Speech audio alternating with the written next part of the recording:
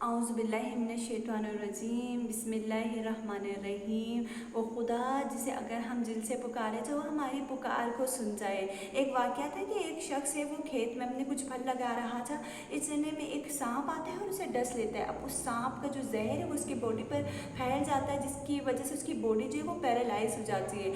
اب سال سے زیادہ ہو گیا کہ وہ شخص بستر پہ پڑا رہتا ہے۔ اب ایک مرتبہ جو ہے اس کی زوجہ سے ملنے کوئی ہمسائے میں عورت خاتون آتی ہے اور وہ پوچھتی ہے بھائی کی طبیعت کیسی ہے، تو اتنے میں وہ بتاتی ہے کہ نہ ہی انہیں موت آتی ہے نہ ہی انہیں شفا ملتی ہے۔ تو وہ شخص جو ہے وہ جسٹ سن سکتا تھا، تو وہ سنتا ہے کہ بیوی اتنی بیزار آ گئی ہے کہ وہ کہہ رہی ہے کہ یا تو اسے موت آ جائے یا اسے شفا مل جائے۔ اب اس نے ایک پکار کے ایک تڑپ کے ساتھ اللہ کو پکارا کہ یا اللہ آج ہی آپ مجھے موت دے دیں، اگر آپ موت نہیں دیتے مجھے شفا دیں۔ ابھی یہ سو ہی رہا تھا کہ ایک مرتبہ اس کے جو ہاتھ ہوتے تھے ہمیشہ اس کی بیوی سیدھا رکھتی تھی۔ اب اس نے دیکھا کہ یہ ہاتھ کو موڑ رہا ہے، ہاتھ بھی مڑ رہا ہے۔ اب ایک اس نے اٹھنا چاہیے، اٹھ گیا، کھڑا ہونا چاہیے، کھڑا ہو گیا۔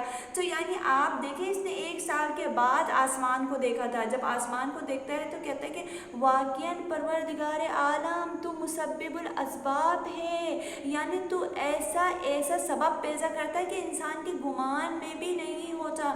کمی اس کے عطاگری میں نہیں ہے، کمی میں اور آپ کے مانگنے میں اور آپ کے خلوص میں ہے۔ اگر ہم خلوص کے ساتھ، تڑپ کے ساتھ اسے مانگیں گے تو ایسا ہو ہی نہیں سکتا ہمیں عطا نہ کرے۔ نادر شاہ کا واقعہ آپ سب نے سنا ہے کہ امام علی کے حرم کے باہر بہت سارے اندھے بیٹھے ہوئے تھے۔ انہوں نے پوچھا کہ آپ یہاں کیا کر رہے ہو؟ انہوں نے کہا سال سے ہم یہاں پر بیٹھے، ہمیں بینائی نہیں ملے۔ اب نادر شاہ نے کہا میں اندر جا کر آؤں تو تم میں سے ایک بھی نابینا نہیں ہونا چاہیے نا، ورنہ تم سب کی جان چلی جائے گی۔ اب دعا مانگی، سب بینا ہو گئے۔ یعنی آپ دیکھیں سب کی بینائی لوٹ آئی۔ یعنی انہوں نے ایک تڑپ کے ساتھ مانگا خدا سے تو خدا نے انہیں دے دیا۔ اگر ہم بھی خلوص کے ساتھ